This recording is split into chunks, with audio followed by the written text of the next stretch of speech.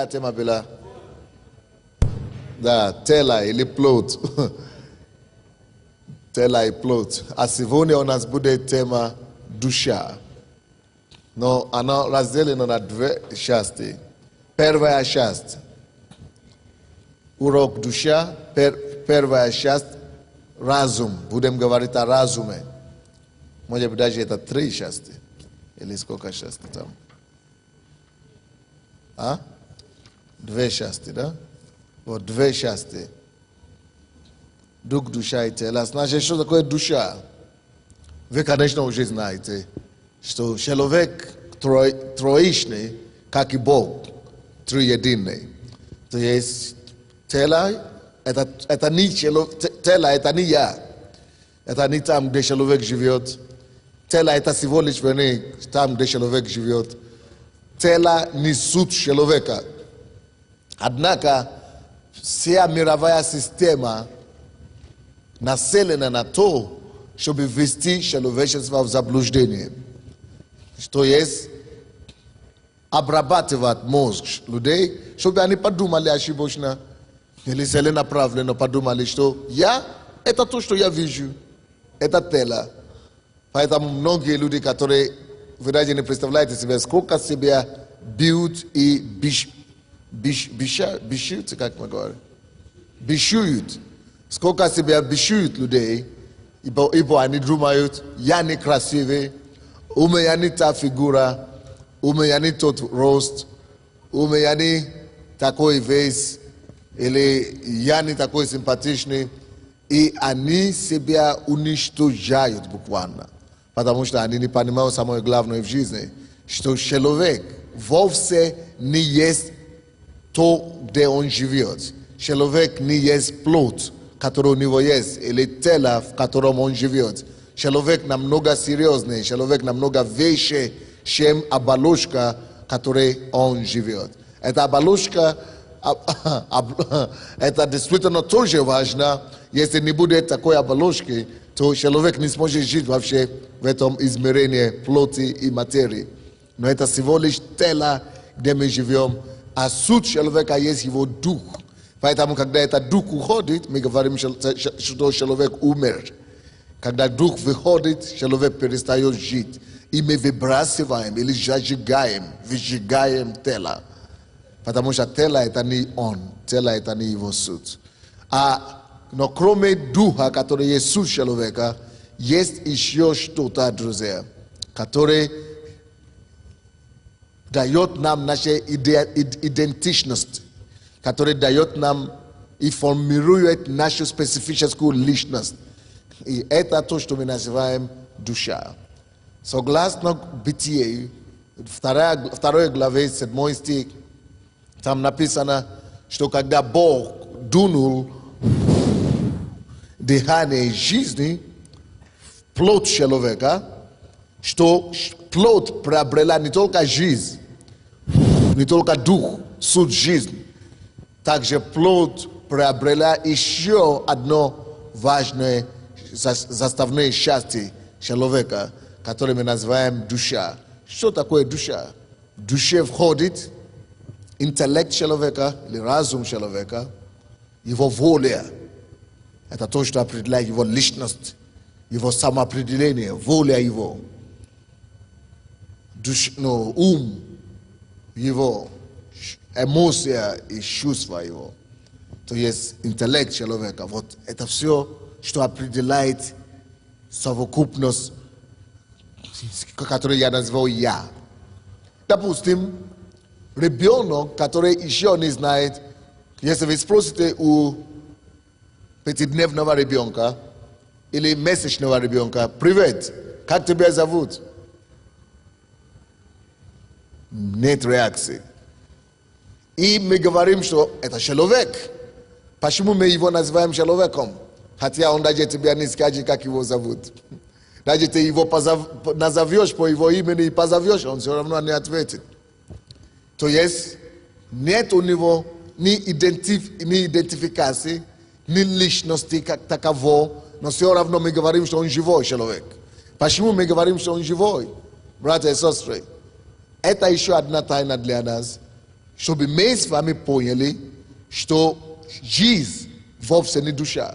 Душа отличается от жизни. Душа отличается от сути жизни человека. То есть мы говорим, допустим, что месячный ребенок, он личность, хотя не скажите, как его зовут, не подними руку, когда надо ему кушать, не пойди в туалет, когда ему надо. Он даже не знает, что это дело. Он этим даже и занимается. Он даже сам не осознает. Хотя мы говорим, что он человек. Почему мы его не выбрасываем? Потому что он нам не скажет, как его зовут, и не пойдет в туалет, когда ему надо. Мы говорим, все равно он человек, он личность. К чему я веду? Я веду к тому, что очень часто люди говорят, что человек это вот плод и сколько книг он читал, какой университет он закончил. Мы часто определяем людей по тем достижениям, по тем вещам, которые они имеют. Но, допустим, маленький ребенок ничего не имеет. Все равно мы говорим, это человек. То есть душа, люди, большинство людей в мире, они согласны, что тело это еще не человек. Но интеллектуальные люди, они думают, душа есть человек. Они думают, что поэтому, допустим, я сейчас приведу один пример, вам все равно станет все понятно. Допустим, коммунисты, они отрицали существование духов человека, материалисты, материализм, то есть ленинский, марксистский философия. Они говорят, был такой министр образования после революции, Лунашевский его звали. Лунашевский. Что он сказал? Он разработал идею и теорию, которая называется «Мы уничтожим и уберем церковь из общества», потому что это миф, оно построено на миф. Религия – это всего лишь опиум народа, как его начальник Ма сказал, да? И говорил, мы воспитываем другого, нового человека по социалистического типа. То есть мы создаем нового человека социалистического духа, которому не надо будет духовное. Не надо будет церкви, потому что у него нет дух. У нас духовное воспитание. И их понимание духовности отождествлялось с тем, что на месте храмов мы построим библиотеки. И наполним библиотеки книги Маркса. А также пошлем наших людей в обязательное среднее образование. Такой был принцип. Все было суть советского воспитания. Обязательное среднее образование, если ты можешь читать, ты можешь формироваться как личность, литературу обязательно программа для всех, и ходи, и читай газеты, читай, это самое, значит, ты духовный человек. Ведь при Советском Союзе тоже говорили, что духовный человек, духовность. До сих пор они говорят духовный. И что они имеют в виду, когда они говорят духовность? Они говорят культура человека, культура народа, библиотеки, будем поднимать уровень духовности, страны библиотеки построим, университет построим. То есть мы развиваем душу, и мы путаем это с духовностью. Душа – это еще не духовность. Да, мы можем культуру определенную воспитать человека, но это не дух. Нельзя нам это путать. Конечно, иногда в Библии говорится душа человека и подразумевается дух. Но тут я имею в виду просто о том, что вот эти коммунисты, они отрицали Бога как суть человека, как суть жизни. И я говорю о том, что ребенок, маленький ребенок, у кого еще нету ни образования, нету развитой души, мы не отрицаем, что он человек. Что у него есть? Душа еще... Можно было сказать, что нет. Хотя уже есть потенциально, но оно не развито. Что у него было? В основном дух и тело. И мы говорим, он живой. Почему? Потому что мы понимаем, что со временем душа будет развиваться. И она достигнет совершенства. И она потом формирует личность этого человека. То есть о чем речь идет? Когда мы видим ребенка, который как бы то у него нету ярко выраженной души, и когда мы видим взрослого человека, мы видим огромную разницу. В чем эта разница заключается? Душа. Душа. У ребенка она маленькая, она как бы, как бы минимальная стадия развития, а у взрослого она уже формировалась. Так что нельзя говорить, а я неверующий или я атеист. Когда люди мне говорят, я атеист, вы знаете, что я им говорю? А я говорю, молодец. Ты стал атеистом, ты не родился атеистом. Почему? Потому что, допустим, когда вам было год или полгода, откуда вы знали, что вы атеист? Тогда у вас не было решения, не было выбора. Решить атеистом быть или неверующим быть. То есть вы были никто, вы зависели только от Бога. Когда вы были в утробе матери, вы не могли быть атеистом. Вы были в утробе Бога. И причина, почему вы говорите сейчас, что вы атеист, потому что вы неправильными информациями заправили вашу душу. Какой информацией мы заполним душой нашей, такими мы и станем. Поэтому душа важна. Если ты наполнишь свой разум неправильными информациями, это точно определит не только твою личность, но и твоя позиция по жизни. То есть важно. Душа – это то, что стоит в промежутке, как бы в середине между духом, то есть жизнью человека, и его физической плотью, его телом, его жизнедеятельностью. То есть и эта душа, получается, чуть не самое важное, что у нас есть. Поэтому по важности идет, на первом месте идет дух, на второе душа, разум и все остальное, а потом тело. То есть душа получает инструкции как от головы, от плоти, так и от духа, от сути нашей, но все определяет. Решение, какое мы принимаем, все определяется на уровне нашей души. Поэтому развитие души чуть не самое важное, кроме для человека после спасения. Развитие души очень важно. Какая наша душа, как мы воспитываем себя, какие книги мы читаем. То есть наша душа должна здравствовать. Это бывает больная душа, бывает здоровая душа.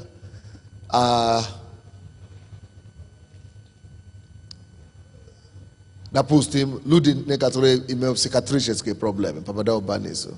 У них все это нарушено. Это проблема не обязательно в духе, но на уровне души. Поэтому душа должна быть здоровая. И каким образом душа наша быть здоровая, мы будем об этом говорить сегодня. Но мы уже говорили, что душа – это разум, интеллект, это в одном. И еще есть воля и чувства, или воля и чувства человека. Но сегодня мы будем говорить о разуме. Здесь говорится второй абзац, который здесь в 22 странице. Разум определяет мышление. Эмоции выражают чувства. Посредством воли человек делает выбор. То есть три составные части человека. Разум, для чего ответственный разум? Для общения с интеллектуальным миром. Определяет наше мышление, чем мы живем. Эмоция человека тоже входит в душу. За что она отвечает? Эмоция отвечает за чувства человека. Третья составная часть души – это воля. За что воля отвечает? Воля человека делает его способным принимать решения. Аминь. То есть три составные части души. Разум, который ответственный за что? За мышление.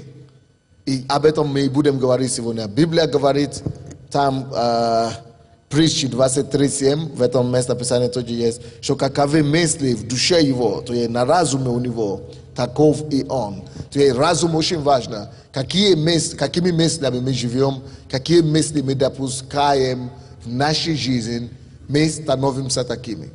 Братья и сестры, мы не становимся то, о чем мы верим. Мы становимся то, как мы думаем, как мы размышляем, как мы думаем, какие мысли мы допускаем, формирует нашу личность. Допустим, если всю жизнь вам говорили, что Бога нет, так вы начинаете думать, что Бога нет.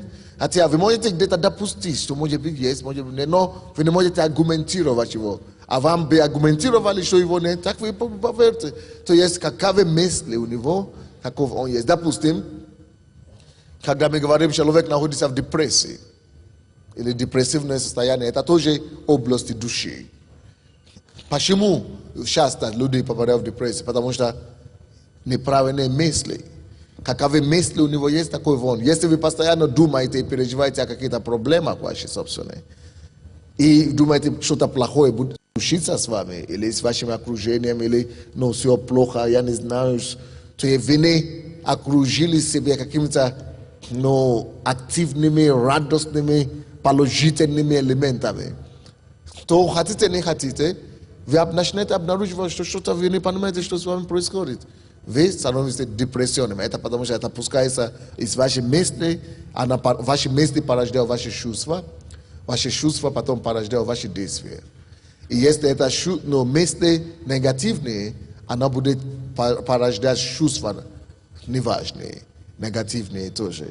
Итак, в отличие от духа, когда мы приходим к Богу, сразу человек спасается. Но это не душа спасается, и не тело спасается. Спасается что? Спасается дух, суть человека. Потому что когда мы умрем, именно дух пойдет с нами на небо. Именно дух наш переселится в новое тело. И вот дух продолжит жить. И там, в новом теле, которое мы приобретем на небо, уже как только что дух соединится опять, как здесь на земле, дух соединился с телом, и душа возникла, земная. То там также, когда мы умрем, человек умирает, его дух соединится с новым телом небесным, и тут же появляется душа, новая душа. Но это уже небесная душа, которая способна жить при том тогдашнем обстановке или атмосфере. Это совсем другая. Так что дух – это твоя суть. И мы не умрем. Когда мы с вами умрем физически, вам скажут, Sunday умер, или пастор Sunday умер, или кто-то умер, не поверьте. Потому что я не способен умереть. И вы тоже не способны умереть. Мы не умрем на самом деле. Мы всего лишь отделимся от тела и перейдем в другой инстанции, в высшее измерение. Мы приобретем новое тело, которое не умрет. Даже если вы не верующие, написано, что вы умрете вторую смерть. Но опять имеется в виду, что вы отделитесь от Бога. То есть вы все равно не умрете. Даже когда вы попадете после смерти в ад, все равно в аду не умирают. Надо там вечно страдать. Так что дух наш – это самая главная ценность. Однако на земле, пока мы живем, ой-ой-ой, как душа нужна. Вообще-то без души и без разума никто ничего важного в этом мире не достигнет. Нереально вам состояться в жизни без души, без разума. Поэтому разум нужно развить. Когда человек приходит к Богу, почему Бог спасает только дух? С одной стороны, потому что только дух пойдет на небо. И только дух пойдет, будет жить вечно. Но есть другая причина. С другой стороны, Бог не может спасти твою душу. Потому что если Бог спасет душу вашу, это значит, что ему придется стереть все информации, которые у вас были до того. Представляете себе такую ситуацию, что мы с вами спаслись, и вся на тебя, как на компьютере нажали, да, кнопку. И вся информация, которая у нас была с вами с детства, как кушать, да, как ходить, как садиться, как считать, как считать русский язык, английский, все, сторта. Потому что когда мы спасаемся, это то, что происходит. То есть мы спасаемся, и все старое проходит, и все новое, все сторта. Новая страница. Это в духе. Представьте себе, что то же самое произойдет с вами Não rovne duše. Kad nešto nizia. I Bog umni Bog. Nizia što bi duša srazu spaslas. A este srazu tela spasioca. Представьте себе, что муж отпустил жену на служение. Первый раз. И она приходит домой уже спасена. Значит, тело другая, а он не открывает дверь, потому что думает, кто ворвался ко мне домой? Милиция.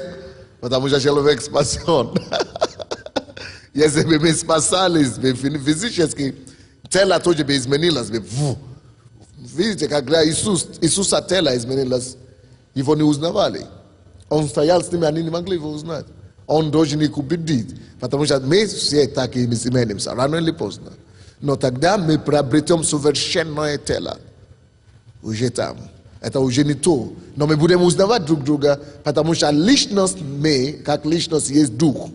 И моя личность будет знать твою личность. Это то же самое, что когда вы уже живете с человеком, допустим, моя жена, мне не надо ее видеть, чтобы ее узнать. Надо только слушать ее. Я уже знаю, что это она там. Или надо просто, я уже ее знаю. То есть ее суть, так и на небе. Когда мы придем туда, вы будете узнавать друг друга. Вы будете все вспоминать все. Окей. Но почему Бог не спасает душу сразу? Потому что вам еще надо здесь, нам с вами, Бог знает, надо еще здесь жить на земле. Бог понимает, что нам надо здесь на земле дальше жить. А чтобы здесь дальше жить, ему нельзя трогать нашу душу.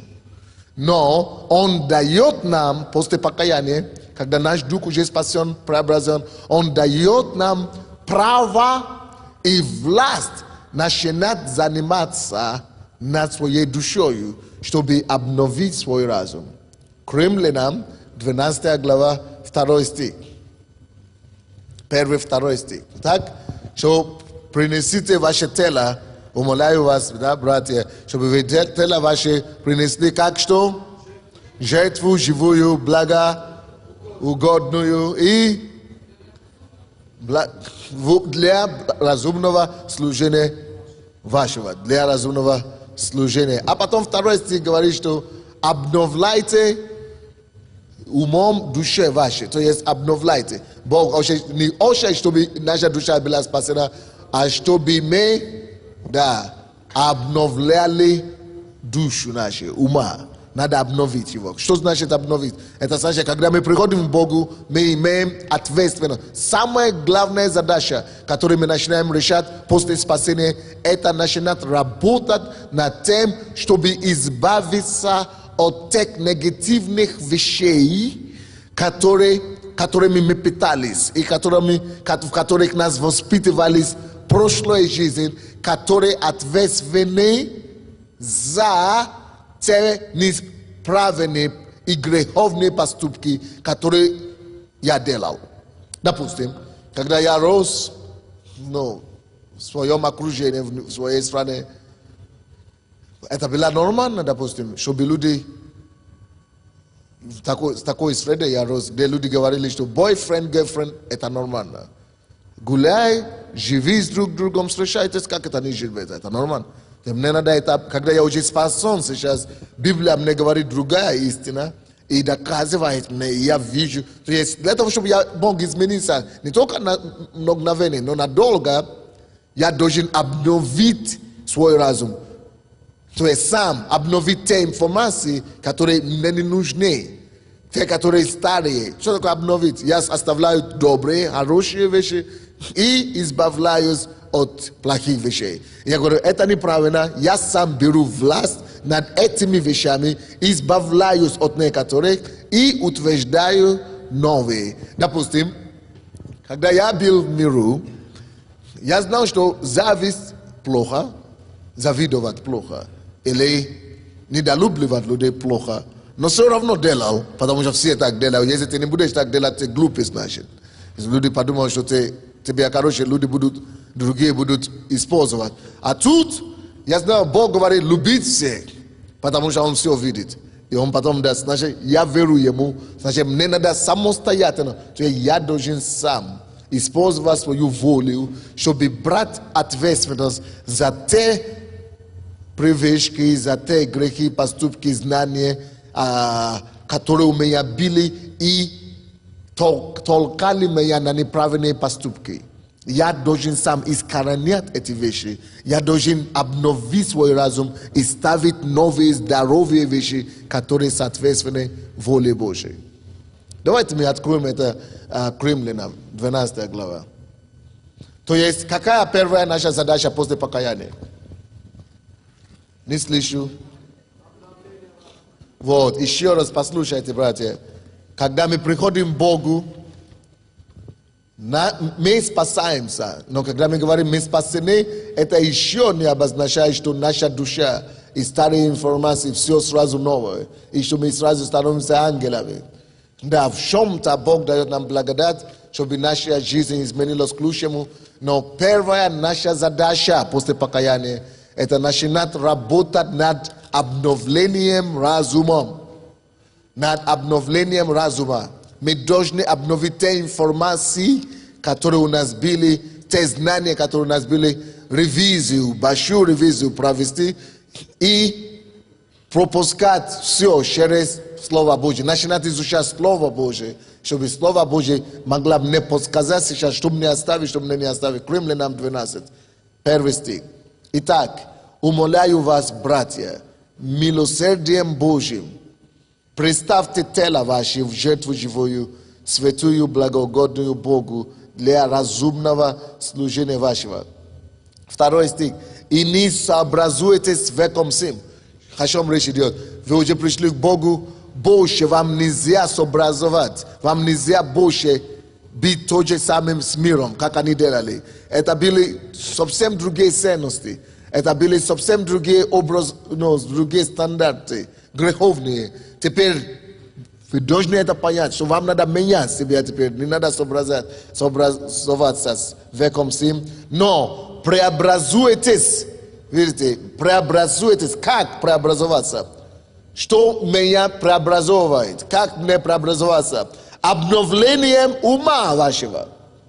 Обновление ума – это то, что меня меняет.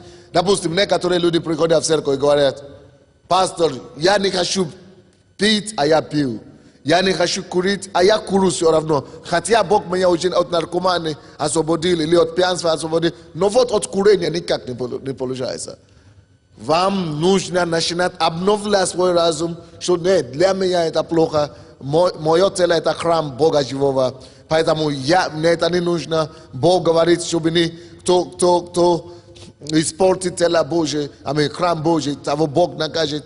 Или кто-то говорит: никак у меня не получается перестать блудить, или никак не получается у меня, что еще люди делают, обманывать или воровать. Нет, получится. Но для этого, то есть преобразование не происходит. Если какое-то преобразование еще не произошло в вашей жизни после покаяния, или если вообще не происходит преобразование, там, вернее, изменения какие-то, это потому что вы еще не трудились над собой, чтобы обновиться умом.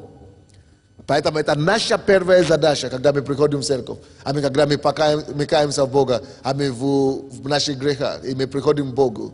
Поэтому мы приходим на служение. Мы ходим на служение не потому, что это традиция протестантской церкви идти слушать проповеди, а мы ходим, потому что мы понимаем через это все, что было научено нам в миру. Конечно, много из них хорошие, может быть 80% хорошие, но есть некоторые вещи, которые мы схватывали, которые не совсем хорошие. Поэтому мы хотим знать Божьи точки зрения об этих вещах. И мы выясняем Божьи точки зрения и позволяем это точки зрения Бога обновить, то есть преобразовывать нас, когда мы обновляем свой разум, когда мы говорим: нет, я больше так не буду, я больше не хочу обманывать людей, я больше не хочу красть, я больше не хочу кидать людей, я буду жить соответственно Слову Божьему. Это то, что говорит: преобразуйтесь обновлением ума. То есть всякое преобразование в жизни христианина и вообще в жизни любого человека, это стандарт, это принцип. Всякое преобразование возможно только при обновлении ума. Все зависит от ума, потому что это посредник между духом и, и телом. Пока ты не обновишь ум, допустим, вы хотите, чтобы, допустим, вы работаете менеджером сейчас, да? И вы хотите стать директором. Вы хотите, чтобы ваша жизнь, ваши финансы, ваши обстоятельства преобразовывались, чтобы качество вашей жизни преобразовывались. Это преобразование зависит от обновления ума. Если вы находитесь на позиции менеджера, вы хотите стать директором, вам надо обновить информацию. Не то, что обновить, вам надо повесить свой уровень. Вам надо что-то делать с умом, вам надо обновить свой ум тем, чтобы получить больше знаний.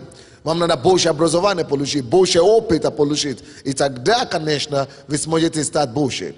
Допустим, если вы хотите работать бухгалтером, а вы никогда не изучали, как быть бухгалтером, вы хотите, чтобы преобразовалась ваша жизнь, преобразование жизни невозможно, если не будет сначала преобразование разума или обновление разума. Вы хотите перестать грешить? Никогда не перестаньте грешить. Никогда не перестаньте, не измените. Допустим, вы ссоритесь дома постоянно. Ссоры дома, ссоры в семье. И вы думаете, а я пойду молиться Богу, и все ссоры прекратятся. Да, они прекратятся, но только ровно на месяц, или на неделю, или на пару дней. Потому что Бог может делать чудо, чтобы показать вам, что, слушай, я способен это менять. Но чтобы ваше положение полностью и навсегда изменилось, вам надо не только помолиться Богу, все преобразование зависит от обновления ума.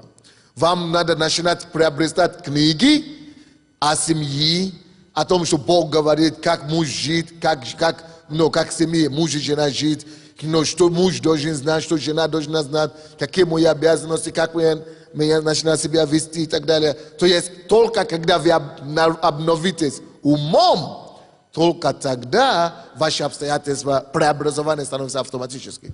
Преобразование только возможно в том случае, когда ум обновлен. Допустим, кто-то пришел в церковь и говорит, я раньше курил очень много, или пил очень много, или я пришел к Богу, я перестал, я уже не пью, я уже не курю. Класс. Но если ты не будешь расти в том, чтобы обновлять свой разум, через год, через два, ты опять начнешь пить и курить. Допустим, я знаю много людей, которые пришли в церковь. Допустим, недавно я разговаривал с кем-то, который, вообще грязная история. Верующий человек, уже 10 лет верующий, все класс, гулял раньше, да? Больше не гуляет. Хорошая семья. И вдруг трагедия, загулял человек. Семья плачет, дети плачут, жена плачет. Что случилось? Как такое может быть, если человек верующий ходит в церковь? Очень просто, как может быть. Потому что человек купил себе компьютер, начинает заходить на чаты, вы знаете, на разные сайты, да, порно-сайты. Чем-то наполнен. Он пришел в церковь, Бог его освободил, но это не автоматом. Если ты хочешь навсегда, автоматом Бог освободил, но если ты хочешь навсегда был преобразован, навсегда быть освобожден от того образа жизни, измены, блуда и так далее, так надо не питаться этими информациями, надо начинать обновлять полностью, продолжать свой ум, держать при правильной информации, при правильной, надо менять полностью свой образ мышления, что это неправильно, я не смотрю на чужую, допустим, мой стандарт, мой принцип, никогда не хочу смотреть голое тело. Неважно по телевизору, неважно в журналах, это не моя жена, я не интересован, мне не интересно, принцип. Я не хочу смотреть, принципиально. Потому что это не мой... То, чем вы кормите себя, так вы будете поступать рано или поздно.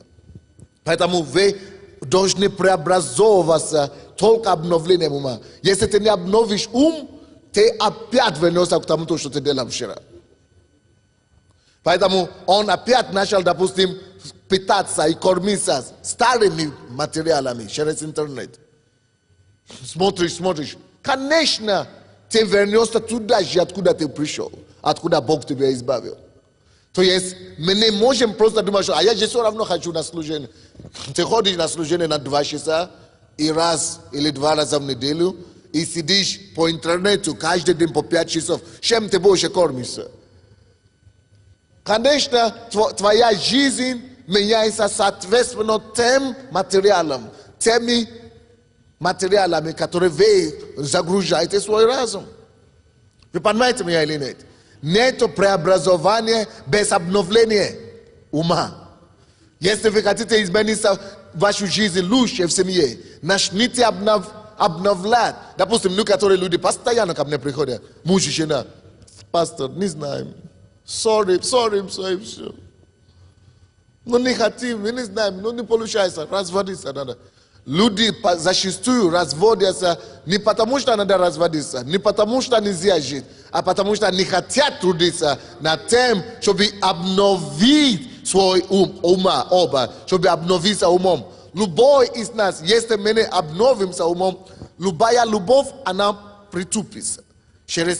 Она может гореть, вы можете любить друг друга, но если ничего не делать, чтобы обновиться умом, это вся эмоция, что мы любим друг друга, страсть, она уйдет, и потому что вы не меняетесь, вы не обновляетесь умом. Поэтому ум очень важен. Вы ничего не достигнете в жизни, если вы не будете соответственно обновлять или развивать свой ум. Допустим, я бы никогда не говорил по-русски, если бы я не пошел в университет и не занимался, чтобы я раньше знал только один язык, чтобы вот это обновить мой ум и наполнить его русским языком. Тогда я могу теперь говорить по-русски. Вы никогда не станете инженером, если вы не пойдете приобрести знания об инженерстве. И тогда вы можете стать. То есть все, вы никем не станете в жизни. Некоторые, допустим, вы знаете, что они сейчас говорят? Иллюзиями питаются. О, Ющенко уже стал президентом. Ну, слава Богу, мы в Европу идем. Кто не хочет жить хорошо? Мы все хотим жить хорошо. Слава Богу, дай Бог, чтобы нас приняли в Европу. Но слушайте, через 10 лет мы действительно будем в Европе, но только тебя там не будет. Ты будешь продолжать жить как на уровне Кыргызстана или Пакистана, какой-то Афганистана. Здесь на Украине. Вот как это и в Европе, Германии. Потому что люди думают, что тот факт, что я живу в Германии, или я попал в Европу, значит, мой образ жизни и уровень жизни сразу изменится к лучшему. Никогда в жизни. Если ты хочешь попасть в Европу, и чтобы твоя уровень жизни соответствовала стандартам Европы, начинается повесить твое знание, обновлять свой ум, и советские все знания, всякие советские вещи. Ты же не хочешь советские больше вещи. Вот выбрось его, обнови, или соответственно приведи твой ум на уровне Европы. И тогда, когда уже войдем в Европу, ты не станешь помянской ногой, или как... Ты не станешь в обочине там, в этом обществе новом, но ты станешь на уровне.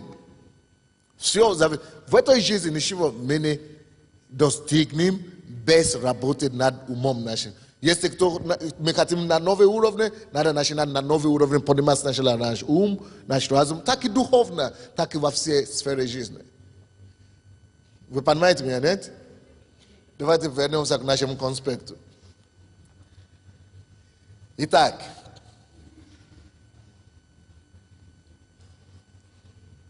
последний абзац, 22 с первой части 22 страницы. Благодаря разуму человеку, человек обладает интеллектуальными способностями. Благодаря разуму. Мышлением, памятью, может приобретать знания, которые способствуют развитию души. Так, разум, получая информацию из различных источников, анализирует ее, оценивает, что-то принимает, а что-то нет. То, что он принимает, является основой решения и поступков его.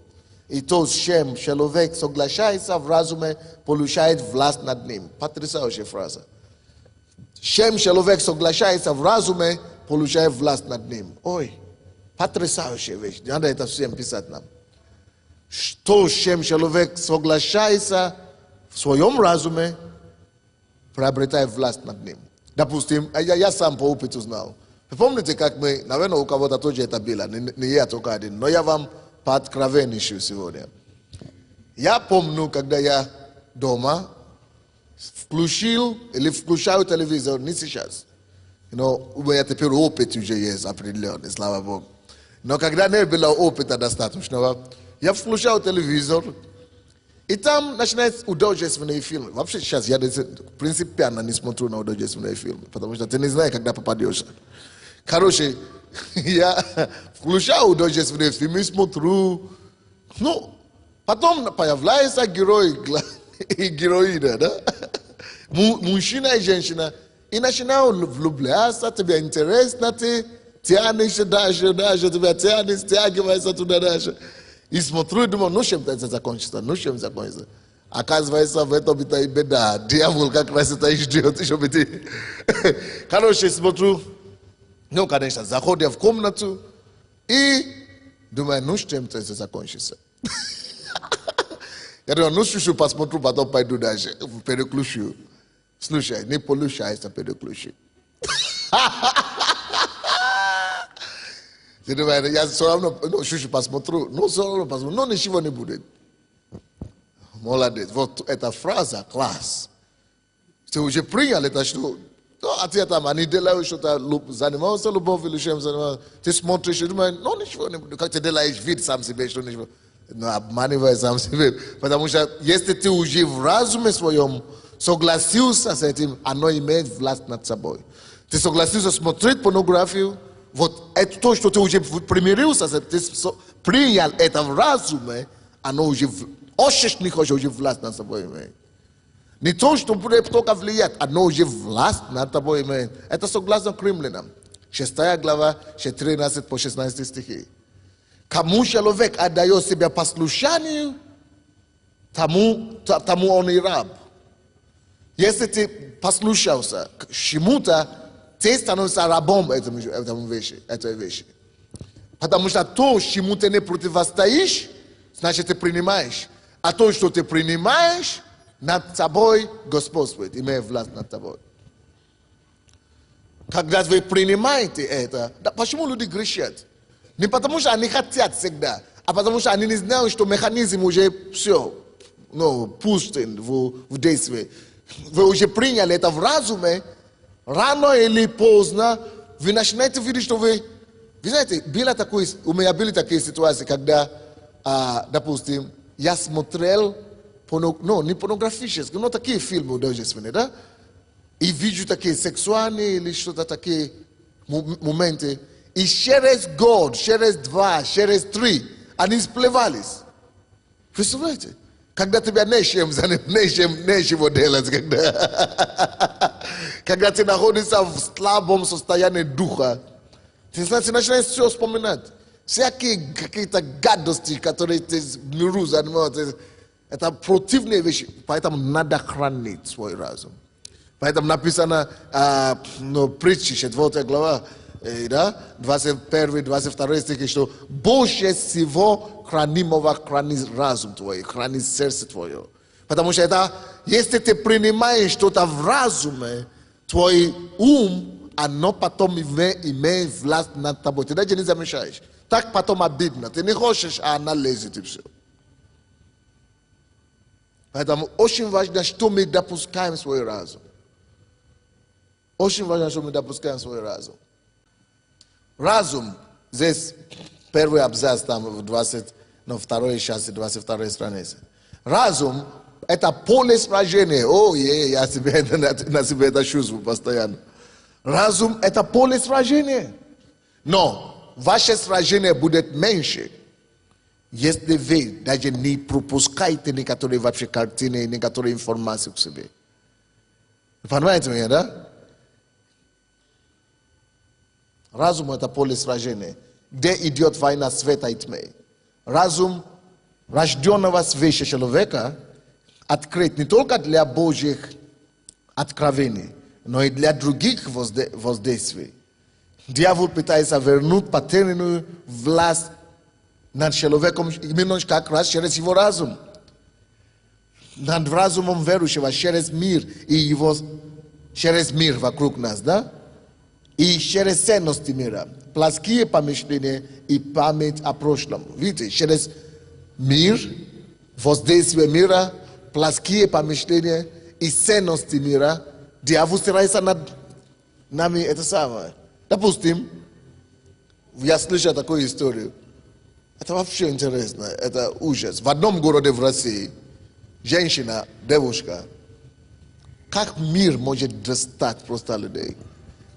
Она поехала работать за границу проституткой, и там покаялась. И вернулась сюда в Россию. Она так горела для Бога, она пошла и начала церковь. Но она перестала блудить, ну все, она так полюбила Бога. Через 10 лет у нее уже была церковь, и она же надеялась, как ценности мира. Что надо выходить замуж теперь или что-то, тебе уже 35 лет, ты еще не вышла замуж. И вдруг она уже сама начала церковь, и пастор. Но потому что нету жениха и все. Потому что ценности мира, ожидание мира говорит, тебе уже 35 лет, тебе уже скоро 40 будет, ты должна выйти замуж. Кто сказал, что я должен выйти замуж? Вот половина людей, не тоже половина, 80% людей, которые выходят замуж, потом жалеют об этом. Мало того, что жалеют, они даже еще и разводятся. Кто сказал, что для меня это хорошо? И что она делала? А я хочу завести ребенка, чтобы... Потому что надо же иметь ребенка.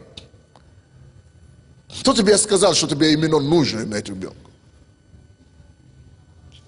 Причем неправильным способом.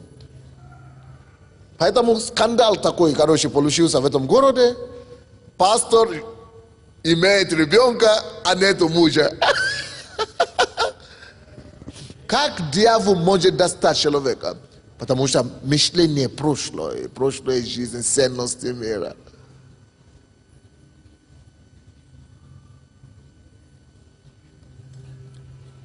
Разные, короче, гадости, это дьявольские стратегии завладеть нами только через мысли. Дьявол понимает, если через разум, он тебя не поймает, никогда не поймет. Не поймает.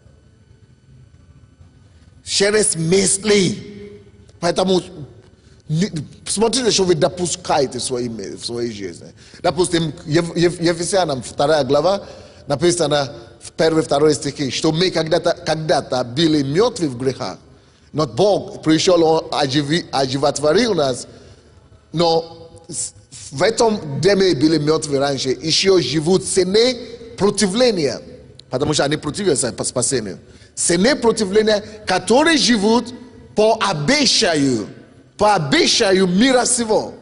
По систему, в другом переводе, по системе мира сего. Братья и сестры, система мира сего – это как раз то, что дьявол больше всего использует, чтобы нас запутать и контролировать. То есть, о чем речь идет в этом местописании? Именно дьявол контролирует мир сугубо через систему мира сего. Потому что так принято. Через систему мира сего, через обычай мира сего. Допустим, все курят, и я тоже курю. Это его система, чтобы нас удержать в его царстве. Вот все зарабатывают деньги. Вы знаете, наверное, 90%, если не хотя бы 80% жителей мира, они просто живут для мормоны, для денег. Потому что так принято, без денег ты никто. А вот поэтому категорически я никогда не ношу деньги с собой. У меня нет денег, каждый день нет никогда денег. Пока жена не появится и не вручает. Почему? Я хочу доказать, что, слушай, я над деньгами. Если надо, у меня будет сколько надо, но я независимый. Вы знаете, как мы можем быть зависимы иногда, даже не знаем. То есть, деньги, вы даже не представляете, как деньги заправляют людей. И деньги становятся более авторитетнее, чем Бога в жизни многих людей. Деньги становятся более авторитетными, чем жены в жизни некоторых людей. Деньги более авторитетны, чем слова мужа в жизни некоторых людей. Деньги даже более ценны, чем родных и детей в жизни некоторых людей. Боже мой, спаси. Деньги даже более ценны, чем здоровье в некоторых случаях. Потому что они как запрограммированы. Система мира сего. Вот дьявол контролирует мир, как расширить систему мира сего. А что такое деньги? Всего лишь средство общения, средство решения вопроса. Средство, всего лишь бумага. Вообще деньги это всего лишь зелень, ну, листовки, листы. То есть листья, которые обработаны и стали бумагой. Как эта бумага станет надо мной господствовать? Но мы даже никогда об этом не думаем. Потому что деньги, мы становимся рабами, мы становимся кем угодно. Чем ты принимаешь, чем ты соглашаешься, кому ты отдаешь себе послушание, кому ты слушаешься, становится твоим боссом, твоим господином. И деньги стали господином много просто людей. Проблема, то есть дьявол через душу человека, через разум, контролирует мир. Он контролирует каждого человека, чтобы таким образом сделать их его рабами. Посредством ценности мира сего, обещания мира сего, традиции какие-то нездоровые. И прошлые опыты, то, что мы принимаем, то, что мы слушаем. Поэтому, когда мы приходим в этом мире, это вообще сражение, разум, это действительно сражение, поле сражения. Потому что когда мы приходим к Богу, мы должны постоянно балансировать это. Что над вами имеет больше влияние? Почему люди убивают друг друга? Потому что вещи, они хотят либо деньги иметь, либо власть иметь, то есть ценности мира сего. Но это все, потому что они допустили это здесь в разуме сначала. Братья и сестры, больше всего написано хранимого, больше всего хранимого, больше всего хранимого, больше денег, больше семью, больше всего хранимого. Храни сердце твое, разум твой. Храни его, храни его. Потому что это может либо принести погибели, либо к жизни. Потрясающе, так хорошо, красиво написано. Разум, поле сражения, где идет война света и тьмы. Разум рожденного свыше человека открыт не только для Божьего откровения. Мы должны это знать. Слушай, ты не живешь уже на небеса еще. На небеса еще далеко. Пока мы здесь на земле, это сражение и сражение. Дьявол пытается, именно дьявол пытается вернуть потерянную власть над человеком через разум верующего. Через мир, окружающий мир. Поэтому Библия говорит, что кто дружит с миром, тот враг, ну как там, вражда с миром, как дружба с миром, это вражда против Бога. Если ты любишь мир, если ты позволишь, чтобы мир над собой господствовал, даже и не думаешь, что Бог твой босс, твой Бог, твой господин. Через мир, через ценности мира, через плоские помышления. Еще послушайте, плоские помышления. На чем мы помышляем? О чем мы думаем постоянно, регулярно? Плоские помышления, о чем это речь идет? Речь идет о том, что система, допустим, я постоянно думаю, разбогащусь, или, допустим, у меня жена красивее, чем его, или у меня вот такой костюм. Плоские помышления. Мы говорили в прошлый раз, что такое плоть. Написано, тот, кто помышляет по плоти, не может угодить Богу. Плоское помышление не может человека такого угодить Богу вообще. Некоторые девушки, не 35 лет, не 40 лет, и депрессия сидит. Вообще, чтобы вы знали, никакой мужчина вообще тебя не сделает предложение, не возьмет, потому что ты в депрессии, никто не хочет депрессанта. Никто не хочет это самое, поэтому выбросите все мысли, начни думать об хорошем. Тогда, может, кто-то увидит у тебя хорошее настроение и предложит что-то.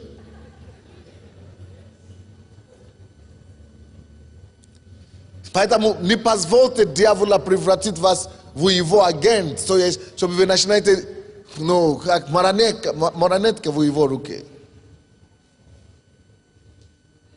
Апостол Павел пишет, но боюсь, чтобы как змей хитростью, скажите хитростью, своей престилью, так и ваши умы не повредились, уклонившись от простоты во Христе. Чтобы через умы дьявол нас хитростью не престил. Именно через ум. Здесь, в этой книге, 8 путей, как держать наш ум в хорошем состоянии, как избавиться, как защищаться нам, как нам обновиться умом, как защищаться нам от этих вещей мира сего. В это время мы еще сделаем пожертвование для строительства здания. Господи, именем Иисуса, помоги нам строить это здание. И эти деньги, которые мы соберем, пускай они пошли, Господь, на спасение всех людей, которые войдут в это здание. Благослови каждого дающего во имя Иисуса Христа. Аминь. Давайте посмотрим эти...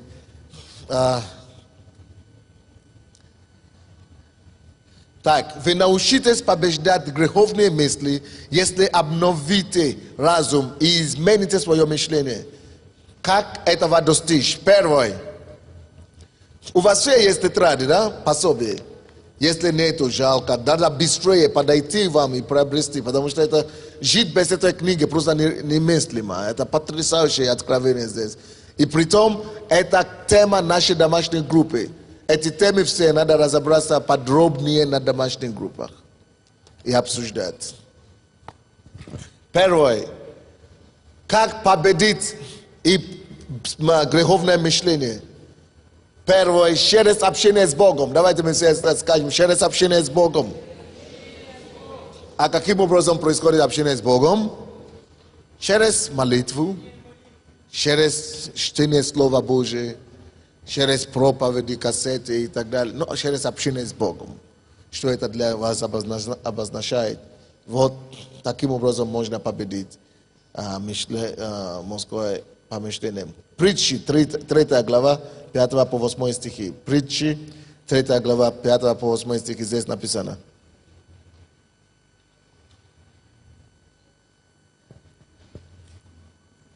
Надейся на Господа всем сердцем твоим,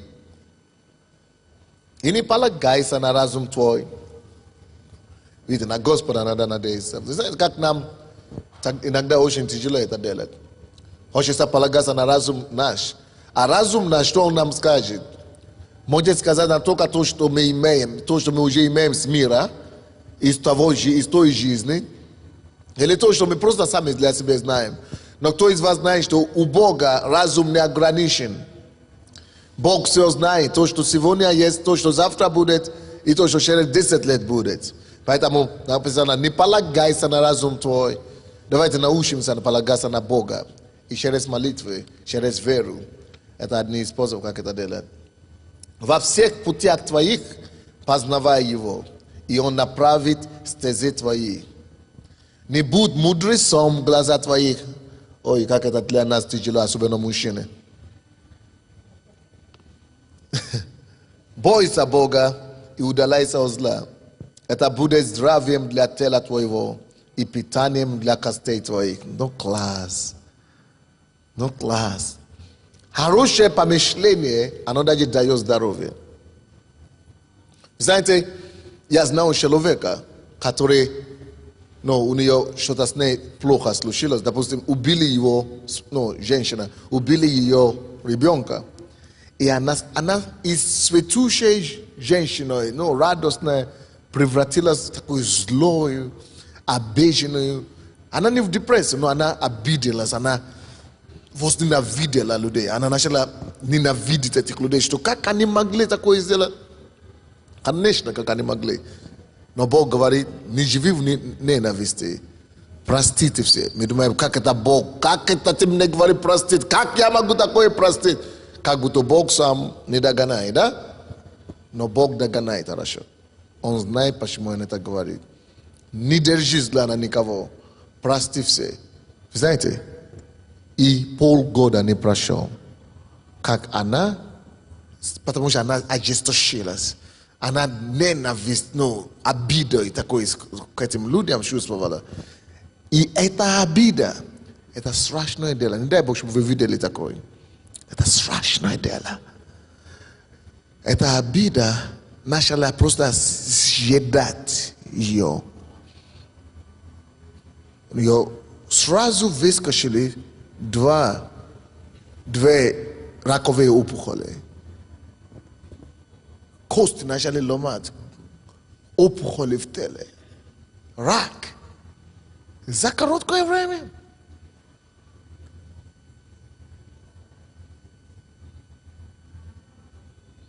А потом муж обиделся, что его жена так, ребенка собрали, а потом жена убрала. Тоже еще запил. Что делает? Зле помощь. Но не дружит. То есть всегда слушаться Богу. Он говорит, прости, значит прости. Вот эти порой неправильные позиции. Полагайся на Бога, значит полагайся на Бога. Бог разберется, поверь ему, что он разберется. Бог судья для всех, поверь, что он судья для всех. Сколько женщин, которые развелись от мужей или мужей кинули, изменили, и они не могут простить, они не могут отпускать. И эти женщины злые. Говорят, что я уже все его простил. Но на самом деле они, и это злость сама. Потому что организм человека не сотворено, чтобы держать в себе. Она не способна держать в себе зла. Потому что оно создано по образу Бога. А Бог есть любовь. И только любовь способна держать организм человека функционирующий, гармонично. И когда противоположность любви входит в этот организм, она начинает его уничтожать. Потому что это противопоказано его природе. Вы понимаете меня, да? То есть нельзя нам, нельзя, просто нельзя. Нельзя, потому что это человек хороший или плохой. А нельзя, потому что это плохо, опасно действует на твой организм. Ты не сотворен, твой организм не функционирует так. Допустим, вы купили радиомагнитофон, и там говорят, а вы взяли его и положили на кастрюлю, не на газ, как это, на плитке, на газовой плите, положили магнитофон и включили. Это... И все сгорело. Я говорю, почему сгорело? Я не только вчера его купил, а потому что инструкцию надо было читать. Не там, это... Ты говоришь, я еще его загреть, чтобы она заработала, чтобы энергия пришла, чтобы огонь был. А это не такой энергии надо другой энергии, которая должна... электрическая энергия надо. Вы понимаете, о чем я говорю, да? То есть оно не создано так функционировать, оно функционирует по другим системам, по другой системе, так и мы. Мы не созданы функционировать через атмосферу зла, ненависть, непрощение, это противоестественно. Все, что противопоказано любви, будет уничтожать твой организм. Обиды и так далее, оно будет, потому что мы созданы по любви. Он есть по образу, который мы созданы. А кто он? Бог есть любовь. Я понял. Если я хочу быть здоровой, но элегантным, постоянно в форме, я должен жить по закону любви. Мысли. Поэтому ученые уже доказали. Всякий раз, когда человек живет в грехе, обиде, такие, любой грех, каждый раз, когда мы совершаем грех, что-то умирает в нас. Поэтому именно когда мы грешим, вроде бы это тебе дает какую-то мгновенную какую-то радость. Но тут тебе становится плохо. Почему? Что-то умирает в тебе, когда ты грешишь. Каждому из нас. И я еще что-то заметил. Если вы заметите проповеди Иисуса, он почему-то постоянно, он намного более агрессивнее атакует людей, которые имеют такие грехи скрытые, чем те, которые, допустим, он берет эту женщину, которая заблудил, которая пала блуд, берет и прощает. И говорит, если кто не имеет греха, бросайте. А вот эти фарисеи, которые лицемерие имели, ненависть, он начинает наезжать на них. То есть Бог почему-то намного более сильно противится вот такие злость, Такие скрытые грехи, как обида, непрощение. Допустим, он говорит, если кто из вас станет в молитве и не простит своего обидчика, вообще его молитва не будет. Не думайте, что вообще Бог вам простит. В то время, когда блудников опускает.